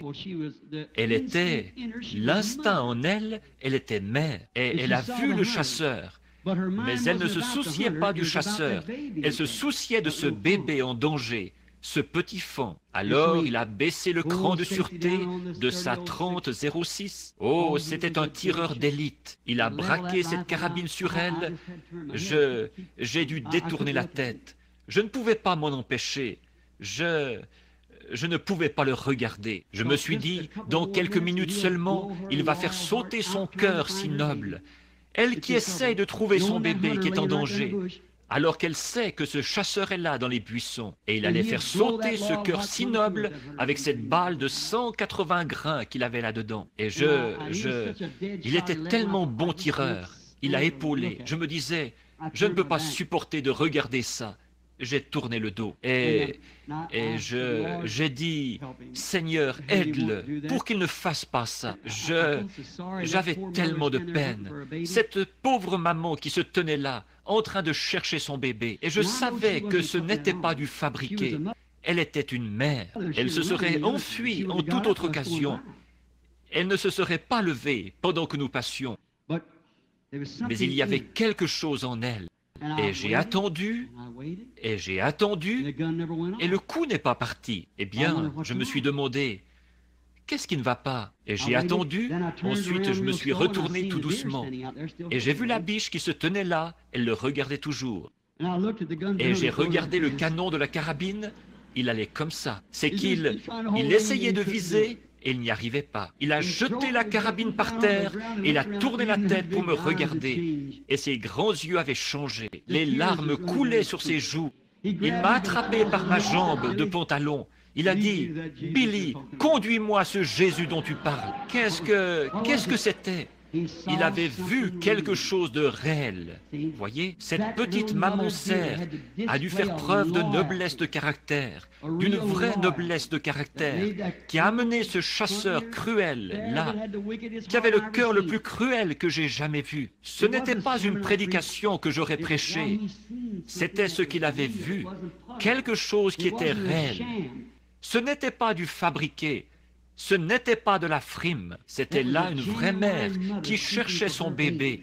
Et c'est ça qui l'a amené à Christ. Maintenant, il est diacre dans l'église là-bas, un merveilleux chrétien, parce qu'il a vu quelque chose qui n'était pas du fabriqué.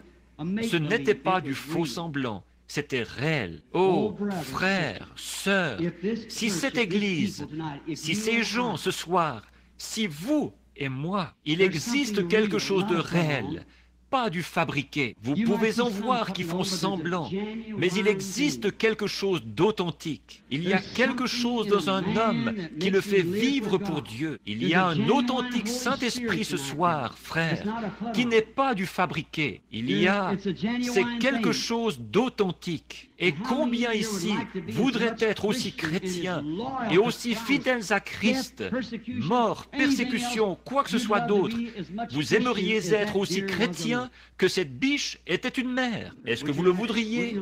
Vous voudriez être comme ça, n'est-ce pas? J'aimerais tellement être un chrétien comme ça. C'est comme cette petite syrophénicienne hier soir. Elle était une chrétienne comme ça. Cette petite reine dont nous parlons ce soir, elle était une chrétienne comme ça. Quand elle a vu quelque chose qui était réel, elle était prête. Oh Dieu, aide-nous ce soir à recevoir quelque chose de réel. Christ, courbons la tête un instant alors que nous prions. Maintenant, je me demande dans la salle ce soir s'il y en a ici, pendant que vous restez bien tranquille, s'il y en a ici qui aimeraient, vous ne connaissez pas Christ comme votre sauveur personnel, et vous aimeriez le connaître comme votre sauveur. Voulez-vous lever la main? 1, 2, 3. Que Dieu vous bénisse, que Dieu vous bénisse, que Dieu vous bénisse, que Dieu vous bénisse. Que Dieu vous bénisse. Je me demande s'il y en a ici ce soir qui se sont prétendus chrétiens, qui sont peut-être membres d'une bonne église, d'un grand groupe de gens, mais vous savez pourtant au fond de votre cœur que vous n'avez pas le christianisme dans votre cœur par une naissance. Tout comme cette mère, la biche, elle était née pour être mère. Elle était mère jusqu'à la moelle des os. Et si vous aimeriez devenir un vrai chrétien, comme cette petite maman biche était mère, voulez-vous lever la main, dire « Priez pour moi, frère Branham, que Dieu vous bénisse, que Dieu vous bénisse. Partout, en haut, dans les balcons, je vois votre main. » Père Céleste, j'étais bien loin de me douter, en cette froide journée de novembre, alors que je me tenais là, la neige qui me descendait partout dans le cou, trempé, de voir cet homme étendu là, comme je lui avais parlé, je lui avais tenu la main, j'avais pleuré avec lui, mais je lui avais parlé de la Bible et tout. Et il disait, « Oh, tu as peut-être raison, mais de voir qu'il a fallu que tu envoies quelque chose de si réel, et ça au niveau même de la nature, si bien qu'il n'a pas pu s'empêcher de voir qu'il y avait quelque chose de réel. Et maintenant, il est ton serviteur, Seigneur. Maintenant, il y en a beaucoup qui sont ici ce soir. Certains d'entre eux ont levé la main, Père, pour dire qu'ils n'ont jamais été chrétiens et qu'ils veulent le devenir. Ô Dieu, qu'il ne soit pas juste un de ceux qui se contentent de se joindre à une église ou d'adopter une forme ou un credo ou un baptême, mais qu'il y ait une naissance dans leur cœur, Christ. Et ceux qui se sont joints à une église, ils cherchent, Seigneur, comme peut-être la petite femme, la petite reine dont nous avons parlé. Elle avait faim de quelque chose, et eux aussi, Seigneur. Et quand elle a vu quelque chose de réel, qui identifiait Dieu dans des êtres humains, alors elle était prête, et elle a dit, « Béni soit l'Éternel, le Dieu d'Israël. » Elle ne voulait plus rien avoir à faire avec les formes païennes. Et Père, il y en a certainement beaucoup ici ce soir qui sont dans le même état. Si seulement ils peuvent voir quelque chose de réel.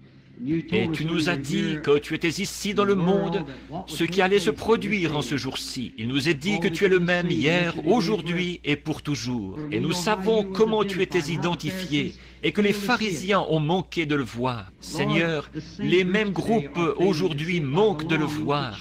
En appartenant à une église, en se joignant, en ayant certaines formes de credo et ainsi de suite.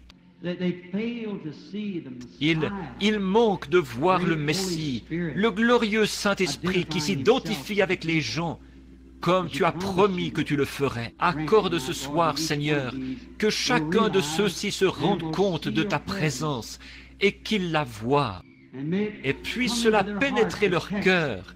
Le sujet, il y a ici plus que Salomon ce soir, c'est-à-dire Jésus-Christ, le Fils de Dieu ressuscité, prêt à venir, à convertir et à refaire les cœurs à neuf, et à y mettre une expérience de Dieu par une naissance. Tout comme cette maman biche, c'était quelque chose avec lequel elle n'avait rien eu à voir. C'est par la grâce de Dieu qu'elle avait été choisie pour être une biche. Elle avait été choisie pour être une mère, et une mère fidèle. Et tu nous as dit que nous avons été choisis avant la fondation du monde. Je te prie, ô Dieu, de permettre que chacun de ceux qui ont cette attirance dans leur cœur, comme cette petite dame l'avait, de trouver Dieu, qu'il se produise quelque chose de réel ce soir, afin qu'ils voient et qu'ils le servent. Car il y a ici plus que Salomon. Nous le demandons au nom de Jésus. Amen. Maintenant, avec respect, en silence, juste avant de nous avancer à l'autel, s'il vous plaît, ne vous déplacez pas. Soyez vraiment respectueux quelques instants. C'est maintenant une heure solennelle, un moment solennel. Des décisions sont en train d'être prises. Beaucoup ont levé la main. Je crois que vous étiez profondément sincères quand vous l'avez fait. Quand vous avez dit ça, maintenant, vous avez entendu parler de la Bible. Vous avez entendu parler de Jésus, vous avez entendu dire qu'il était le Fils de Dieu. On vous a enseigné qu'il est ressuscité. Et on vous enseigne qu'il est le même hier, aujourd'hui et pour toujours. Maintenant, est-ce que ce Saint-Esprit dont nous parlons, est-ce que c'est Jésus-Christ? Bien sûr que oui. Vous voyez, il est Dieu, connu comme étant Dieu, le Saint-Esprit.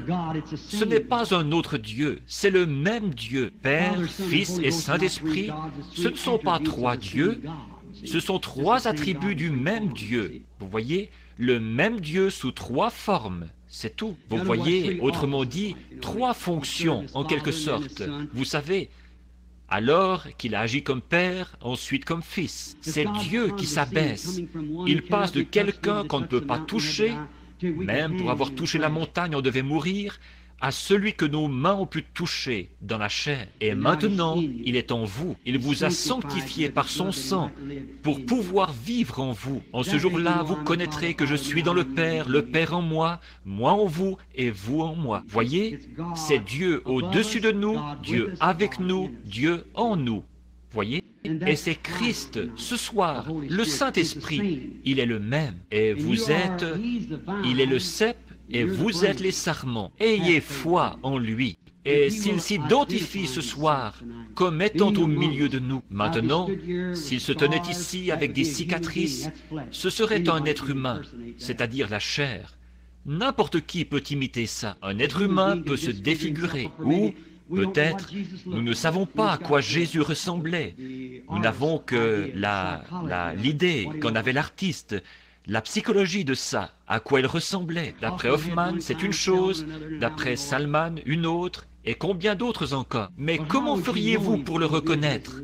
Ce serait par sa vie. En effet, si un homme se tenait ici avec des marques d'épines dans sa main, et quoi encore, ce serait un imposteur. Car Jésus, quand il viendra, tout œil le verra, tout genou fléchira, et toute langue confessera cela. C'est certain. Mais son esprit est ici. Vous voyez? Si seulement nous pouvons laisser notre pensée à nous devenir la sienne. Ayez en vous les sentiments qui étaient en Christ. Il est la parole. Et la Bible dit que la parole de Dieu, et combien savent que Jésus était la parole? Dans la Bible, Hébreux 4, et la Bible dit qu'elle est plus tranchante qu'une épée à deux tranchants. Elle juge les sentiments du cœur. Or c'est ça qui était en Salomon. La parole, Dieu. C'est pour ça qu'ils pouvaient discerner leurs pensées. C'était en Jésus, vous voyez. C'est ce qui est ici maintenant. La même chose. Maintenant, vous, dans l'auditoire, je ne vais pas faire de ligne de prière, parce que je vais faire un appel à l'autel.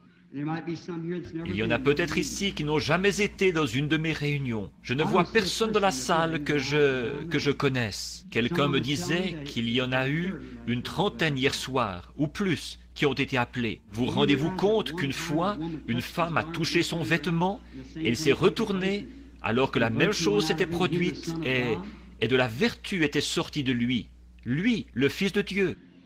Mais il a dit, vous en ferez de plus grandes, car je m'en vais au Père. Maintenant, croyez simplement, et ayez la foi, chacun de vous, partout ici, sur ces civières, ces brancards, où que vous soyez, croyez.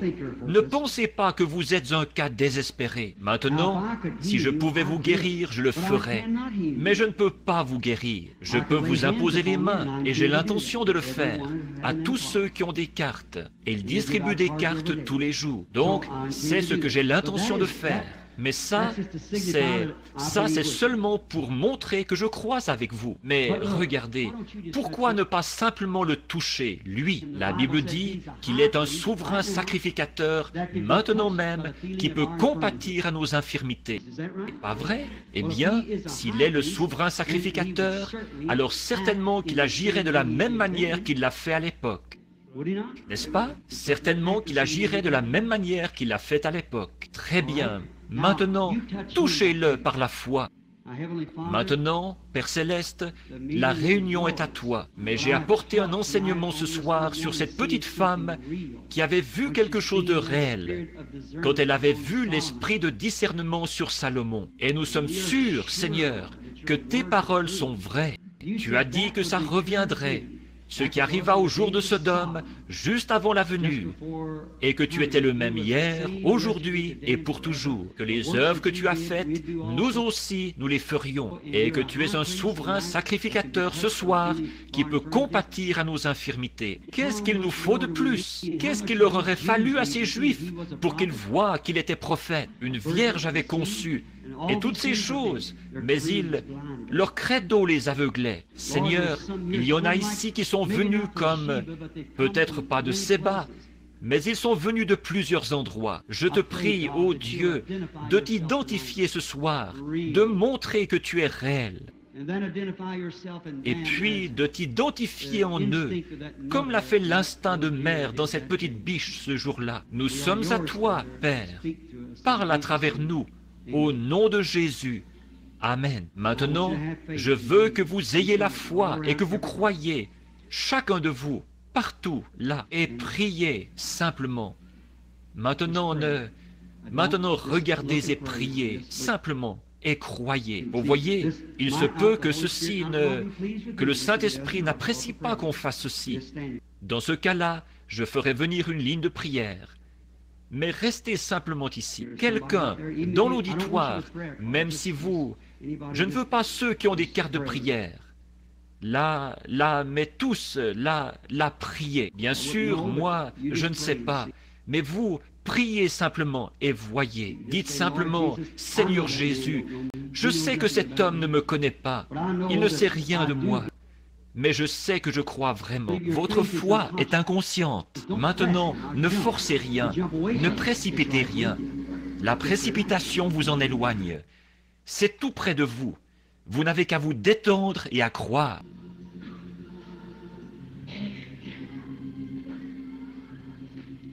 Maintenant, croyez.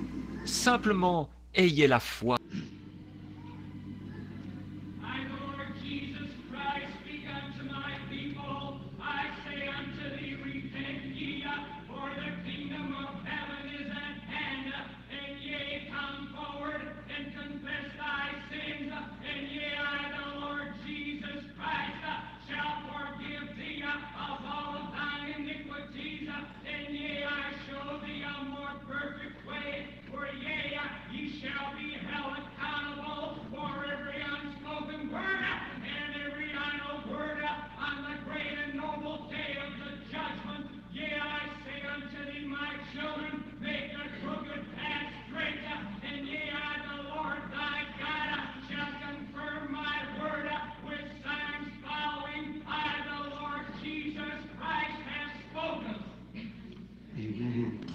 Amen. Alors, soyez respectueux. Ayez simplement la foi. Croyez simplement. Parfois, votre foi est inconsciente. Vous l'avez. Et vous ne vous en rendez pas compte. Cette petite femme l'avait. Elle ne s'en rendait pas compte. Combien d'entre vous ont déjà vu la photo de cet ange du Seigneur? Cette lumière, elle a été prise ici même au Texas. Elle a été prise dans le monde entier maintenant. Mais qu'est-ce que vous en pensez, monsieur? Est-ce que vous croyez? Vous qui êtes assis ici au coin? Vous sembliez regarder d'un regard si avide. Vous avez beaucoup de choses qui ne vont pas. Vous avez des complications, beaucoup de choses. Maintenant, quand j'ai dit cela, vous avez éprouvé une sensation très étrange, n'est-ce pas? Si c'est vrai, levez la main. Je vous suis totalement inconnu, je ne vous connais pas, c'est vrai. Vous savez quoi? Cette lumière s'est arrêtée juste au-dessus de vous. Voyez? C'est ça que vous avez ressenti. Cette sensation tellement pleine de douceur. Je la regardais, vous voyez, qui descendait. Bon, oui, vous êtes ici. Vous voulez qu'on prie pour vous avant que vous quittiez le bâtiment. Si Dieu me révèle quel est votre problème, alors que vous êtes assis là-bas et que je suis ici, croirez-vous que c'est Dieu? C'est une hernie, un de vos principaux problèmes. C'est vrai. N'est-ce pas vrai? Si Dieu me dit qui vous êtes, quel est votre nom, vous avez un bon contact avec lui, là. Croirez-vous que je suis son prophète, ou plutôt son serviteur? Excusez-moi, c'est une pierre d'achoppement pour beaucoup, vous voyez. Est-ce que vous le croyez? Votre nom est Monsieur Sturge. Si c'est vrai, levez la main. Croyez-le, et soyez guéris. Il y a ici une petite femme, assise là-bas, vers le fond. Elle a les cheveux foncés, là, sur l'allée centrale. Oui, vous avez été surprise quand cela a été dit.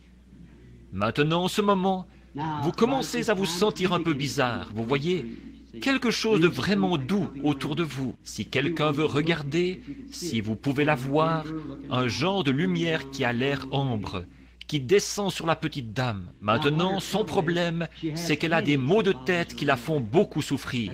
C'est ça. Si c'est ça, levez la main comme ça. Et je ne l'ai jamais vue de ma vie. C'est vrai, c'est ça. Elle a des maux de tête qui la font souffrir, comme une migraine, mais ils vont s'en aller. Amen, croyez-le. Maintenant, il y a un homme qui est assis juste à côté de vous, là, et il fixe sur moi un regard plein de sincérité. Et cette lumière est en train de se déplacer vers lui. Et cet homme a des problèmes avec ses yeux. Mais s'il croit, Dieu guérira ses yeux et le rétablira. Vous croyez? Très bien. Je ne vous ai jamais vu de ma vie. Vous m'êtes inconnu. Dites, ce jeune homme qui est assis juste à côté de vous, là, lui aussi, il souffre de maux de tête. C'est ça, c'est ça. Je n'ai jamais vu cet homme de ma vie. Dieu le sait, vous voyez. Très bien. Croyez, l'homme qui est assis juste à côté de vous, qui porte des lunettes, qui regarde par ici. Oui, vous portez des lunettes, mais ce n'est pas vraiment ça votre problème. Vous avez un problème de dos pour lequel vous voulez faire prier. Si c'est vrai, faites signe de la main. Très bien. Ce jeune homme qui est assis juste à côté de vous, là, juste à côté de vous, il a eu beaucoup de problèmes. Ce jeune homme en a eu. Oui, monsieur, vous, avec la cravate rouge, vous avez eu beaucoup de problèmes dans votre famille et tout. C'est comme votre épouse est une personne nerveuse et vous aussi, vous souffrez d'un genre de pression dans votre tête. C'est ainsi dit le Seigneur. C'est vrai, c'est juste. Croyez simplement. Ne doutez pas, mais croyez. Il y a ici une femme qui est assise là-bas au fond. Ne voyez-vous pas cette lumière qui se déplace là-bas et qui se pose ici? Elle souffre de problèmes des yeux et de la vessie. Oh, elle va le manquer. Seigneur Dieu, aide-moi. Son nom est Madame Chambers. Croyez de tout votre cœur, Madame Chambers. Levez-vous, levez-vous pour que les gens voient qui vous êtes. Je ne la connais pas, je ne l'ai jamais vue de ma vie. Oui, c'est terminé maintenant. Jésus-Christ vous guérit. Maintenant, si ce n'est pas là, Jésus-Christ le même hier, aujourd'hui et pour toujours, où est-il? A-t-il promis de le faire? Tous ceux qui le croient, levez la main. Très bien. Voulez-vous être un vrai chrétien, vous qui avez levé la main il y a un moment, comme cette brave maman biche, alors que le Saint-Esprit est ici et que l'onction est sur nous tous? Frayez-vous donc un chemin et venez vous tenir ici même à l'autel un petit instant. Si vous cherchez Dieu pour le salut, voulez-vous venir ici à cet autel, vous tenir ici avec moi un petit instant? Levez-vous. C'est ça, c'est juste. Que Dieu vous bénisse. Qui que ce soit dans le bâtiment, où que vous soyez, voulez-vous venir? C'est ça. Venez tout de suite. Vous qui voulez trouver Christ, vous ne serez jamais plus près de lui jusqu'au moment où vous irez à sa rencontre. Il est ici, il est identifié, quelque chose de réel. Vous vous êtes joints à une église, beaucoup d'entre vous, les membres d'église là, vous vous êtes joints à une église, mais vous n'aviez rien de plus que ça. Vous voulez voir quelque chose de réel. Voilà exactement Jésus-Christ, tel qu'il s'était identifié. Regardez ce petit enfant qui s'avance en pleurant. Les larmes coulent sur son petit visage. Pas étonnant, ils sont tendres. Ils n'ont pas été entraînés dans toutes sortes de choses. Un autre est en train de s'avancer dans l'allée. Un autre au fond qui s'avance. Des petits-enfants. Alors que les adultes, eux, ont passé à côté. Pourquoi ne pas venir? Avancez-vous donc maintenant et tenez-vous autour de l'autel. Vous, les membres d'Église, vous qui voulez avoir une expérience de Christ dans votre cœur, pourquoi ne pas vous avancer? S'il connaît votre cœur, et vous savez que vous ne pouvez pas le cacher, venez donc tout de suite et tenez-vous ici, juste avant que nous poursuivions. Venez ici, tenez-vous ici pour un mot de prière. Voulez-vous le faire? Venez montrer. Prenez position pour lui. Prenez position pour lui. Si vous avez honte de lui maintenant, il aura honte de vous là-bas. Souvenez-vous, il est ici. L'Écriture a dit que ceci allait se produire. Et le voici, il est en train d'identifier qu'il est ici. Si vous êtes un membre d'Église et que vous ne connaissez pas Christ par une expérience réelle, pourquoi ne pas venir tout de suite? Maintenant, je ne suis pas fameux pour persuader les gens. Tout ce que je peux dire, c'est vous dire la vérité. Et si la présence de Christ, en plus de sa parole, en train de se manifester, là-haut, dans le balcon, vous qui avez levé la main, sœurs, frères, si vous voulez descendre, nous allons attendre ici. Descendez donc vous rassembler autour de l'autel. Pour un petit mot de prière, faites savoir au monde, faites savoir à Jésus que vous n'avez pas honte, que vous voulez être un vrai chrétien. Pourquoi ne pas venir? Pendant que nous attendons quelques instants, membres d'église, tièdes, rétrogrades, pourquoi ne pas venir vous tenir avec eux maintenant? Venez vous placer avec eux, ici. Vous qui n'avez pas, si vous n'avez pas d'expérience avec Dieu, par laquelle vous êtes nés dans le royaume de Dieu comme ça, que voulez-vous voir de plus? Rappelez-vous, je vous le dis au nom du Seigneur, si vous me considérez comme son serviteur, c'est ici le dernier signe que l'Église verra selon l'Écriture. C'était la dernière chose qu'Abraham a vue s'accomplir avant l'arrivée du Fils promis. Et nous sommes la semence royale d'Abraham. Et Jésus a promis que la semence royale verrait la même chose qu'Abraham a vue, juste avant que le monde des nations soit brûlé. Ne retardez pas pour attendre autre chose. Satan essaye de vous faire regarder ailleurs. Venez maintenant, pendant que il y a une source remplie du sang des veines d'Emmanuel. Tout pécheur plongé dans ce flot est lavé de tout péché. Le brigand mourant vit avec joie cette source en son jour. Et moi qui suis vil comme lui, j'y puis laver mes péchés. Pourquoi ne pas venir l'accepter maintenant? J'attends juste un instant. Quelqu'un d'autre pourrait venir se tenir ici pour qu'on prie pour lui. Maintenant, je vais demander à des prédicateurs ici, des frères, de venir se tenir avec moi autour pendant que nous prions. Et les prédicateurs qui sont dans l'auditoire, ceux qui sont concernés, si certaines de ces personnes viennent de votre quartier, qu'elles viendraient à votre église, ou quelque chose, si vous êtes intéressés à ce que des âmes viennent à Christ, et vous croyez que ceci est Jésus-Christ. Maintenant, rappelez-vous, je ne suis pas Jésus-Christ, je suis votre frère, un pécheur sauvé par la grâce.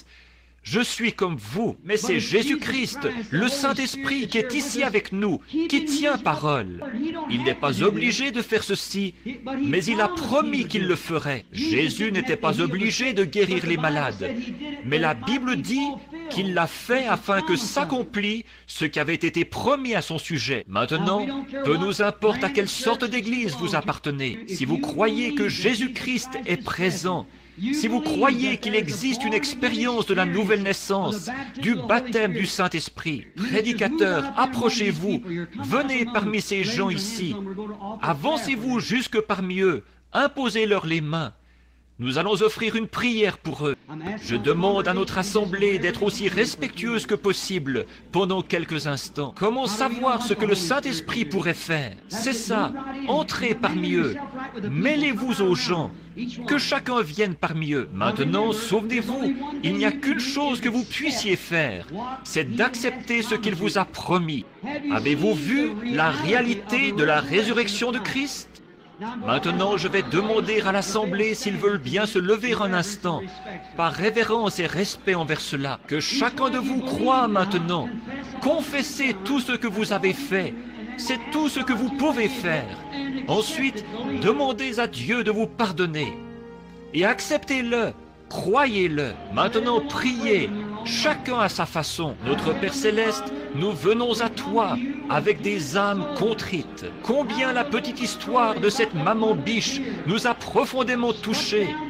Voilà des gens qui voulaient faire quelque chose ou voir quelque chose de réel. Comme la reine du Midi qui est venue des extrémités de la terre pour entendre la sagesse de Salomon. Et il y a ici plus que Salomon. Il y a le Sauveur de l'humanité, Jésus-Christ de Nazareth. Sauve-les, Père, pardonne leurs péchés, lave leurs âmes dans le sang de l'agneau et donne-leur l'expérience d'être un chrétien par naissance. Aucun autre animal, rien d'autre n'aurait pu faire cela que la maman biche. C'est ce qu'elle était. Donne-nous cette expérience, Seigneur, maintenant, l'expérience d'une nouvelle naissance dans le royaume de Dieu, alors que le Saint-Esprit est là. Accorde-le, Seigneur. Accorde-le, Seigneur. Maintenant, fermez les yeux, levez les mains et dites, faites votre confession en disant, Jésus, maintenant je crois. Prends-moi comme je suis. Je ne peux rien faire de plus. Guéris mon corps malade. Prends-moi, Seigneur. Je crois que tu es ici. Le Saint-Esprit est ici.